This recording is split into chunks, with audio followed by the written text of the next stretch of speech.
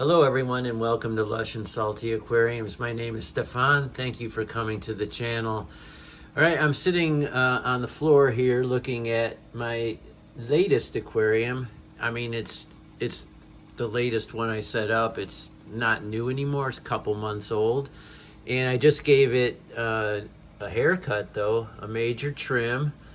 And I had talked about it previously, some of the issues I was having with a certain plant and what I've done about it. And I also wanted to show you this aquarium all manicured because it's starting to do what I wanted it to do, which is be a beautiful multi-level, multi-textured, high-tech fish tank.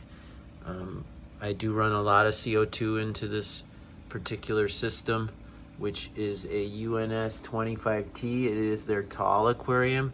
It's an odd shape, so it's hard for me to capture it, especially sitting on the floor in one uniform shot. And as you can see, when I pull out, you are getting a perfect image of the Z brine shrimp hatchery. Now I pulled the tube out so it doesn't make a bubbling noise, which would interfere with my already compromised audio, because next to it is another tank that has a hang-on back and an air stone, and so there's that noise as it is.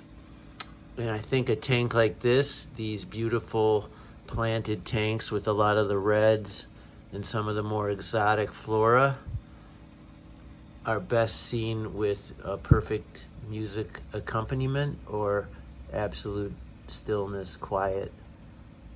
Well, I can't provide either, but in any event, let's just start with where it was and what I did. And you see a little bit of a bare spot there. That's where I had Hygrophila chai, a expensive, rare cultivar, if a cultivar can be an aquatic plant. And it's super cool. It's pink, and it's a Hygrophila, so it's not a crypt, it's not an epiphyte, it's a stem plant. And I tried it right there. I knew it needed highlight, which I'm doing my best to provide. With a tall tank though, I had forgotten that I'm adding a lot, like a half a foot on height away from the light, which as it is, this is the best light it could get for this small shape. It is a twin star, and it's the only one that they will sell you in this small of a size that is a strip. You could get the clip-on, but other than the ONS or ONF, excuse me, the ONF, I'm just not a clip-on guy. I don't like the way they look when they are snapped on, and they never hang true, blah, blah, blah. But anyway, I've moved that light down past where it should be. Like, there's the clip. It should be about 6 inches off the tank, but I moved it as close as possible to push as much light down here as possible. But even having done that, I couldn't save the Hygrophila chai. It just started to melt and turn pink and then white, and I removed it. I just said the hell with it, and I removed it. In lieu of that, I added some more Bucephalandra, common species. Now here's an interesting tip. Right now at, I know at Petco, but maybe PetSmart as well, at big box stores, they're selling Bucephalandra along a little plastic tray for like, I don't know, between $8 and $10. And there's like 7 or 8 little bush plants on that tray. And Bucephalandra is not cheap, so I bought the tray. I cut all the threads holding these plants, and I attached each plantlet, each individual plant, to a little piece of stone, a little piece of dragon stone, I think, in this particular system. And I placed them systematically across, and they're already responding wonderfully to being off that tray. And I got a a high-tech aquarium plant for the price of one crypt. So next time you're in PetSmart or Petco, see if they have what I'm talking about, because it's a great way to get a really good plant at an incredible price, what I'm trying to say. But anyway, the hairgrass, which has this lovely carpet here, it wasn't there because there was where the Hygrophila chai was, and to some extent where the bucephalandra was, but it's all gone now. But I have no doubt that the hairgrass will, in a couple weeks' time, cover up that bald spot. Were that I could say the same thing about my own head, and which hasn't seen hair in oh God, I don't know. I can't even tell you who was president when I had hair. But so you see the dwarf hairgrass, that is responding to the light and CO2 such as it is, as is the bucephalandra. And then another hard to grow plant, the Blixa japonica, that's those tufts right there. Now I just cropped those down half size, and they will be fine. Just like Vallisneria, you could clip the leaves. You don't have to worry about that. I find with all grasses in Vallisneria and here Blixa, clipping the leaves, I mean, I've heard that that's bad for the plant and could kill it, but that's not been my experience. Bear with me. I'm adjusting my camera hold here. So that is Ludwigia Super Red, the iconic and appropriately named Super Red. And in the back, I've got a rare Bacopa Purple. And I've combined the two here. Now I have half a mind to take that Bacopa out and just make this a bunch of Super Red. And I have another place where I'd love to put that Bacopa, but I don't want to risk screwing it up because that's an expensive plant too, and it's doing well. It's slower growing than the green Bacopa. It's harder to find and it's more expensive, but pretty cool, huh? A purple Bacopa behind a Super Red Ludwigia. And this, it's freshly cut, and this plant, it does not look good when it's freshly cut, is Japanese clover, Hydrocolte tripolate. I'm saying that right, but I call it Japanese clover or Hydrocolte.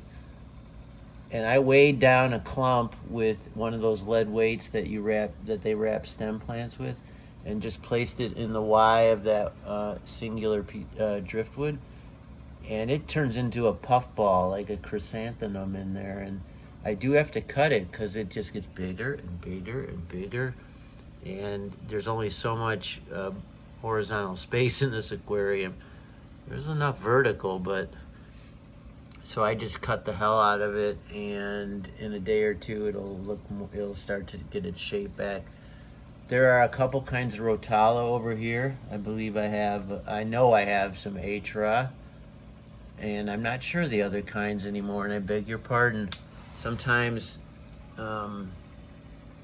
it's not that I forget necessarily, but I move so many things around, and well, I do forget. This is I've spoken about this a bunch of times. That's a piece of food. That's not a dead fish. It's a little, it's like a biscuit for invertebrates. It's got calcium and zucchini. And so you see some ram's horn snails, but there were also a number of little shrimp on it as well. But that is some weeping moss or Christmas moss on a really neat little magnetic attachment that you can get these on Etsy or eBay. Just search the term, plant bracket, pothos holder, moss holder. It does a really good job because the bottom is free for circulation, so you don't get any dark spots or browning of the moss. That's a gigantic Amano shrimp right there. hanging tight. He likes it. There is one cryptocorn balancea in the back, and I planted that, and it was hard to plant back there underneath this rack with my hand bent over, but I got one beautiful plant of this cryptocorn, and you see how it sends out one long strand every now and then so it doesn't overtake like a sword plant, and it adds a very elegant vibe to the tank. You see that pink ram's horn snail negotiating the leaf as we speak. Very pretty. And this is Brazilian pennywort. I like to keep a strand of this in a lot of my tanks, and it grows really fast, and I clip it and bring that to my LFS. They're always desirous of that plant. And with highlight and CO2, you get a toxic green, beautiful color, and super white roots. I float this plant in all my tanks as opposed to planting it into the substrate. I'm told you can do that, but I'm using it in lieu of like frogbit and duckweed because I need as much light as I can get down to the bottom of the tank, and I can control this plant easier than more typical floating plants.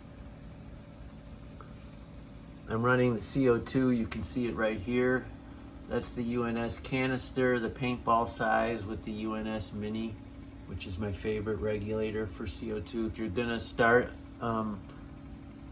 trying the hot, my beginner tip is go with the UNS Mini.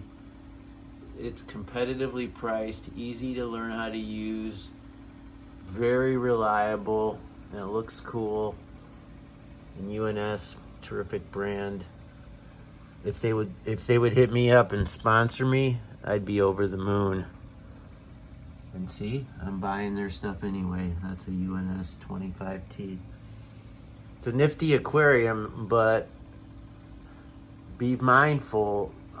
Vertical shapes are harder to deal with than horizontal shapes, and they're not as user friendly, and in many ways they're not as fish and plant friendly either. But because of the real estate in my fish room and also my curiosity about this fascinating shape, I pulled the trigger. Now I could have gotten a longer or more traditional size tank, or certainly a cube, but then I wouldn't have a logical place to put the brine fish hatchery. And I just don't have any more room in the room. All right, everybody. I gotta put that air stone back on in the hatchery here. All those brine shrimp that are just starting to emerge might collapse. If you have any questions about this oddball tank, oh, by the way, I filter it with a simple hang-on back. $15 plastic filter, works like a champ. If you have any questions or comments, by all means hit me up. I'd love to hear from you. As always, keep your hands in the tank, albeit carefully, and ciao for now.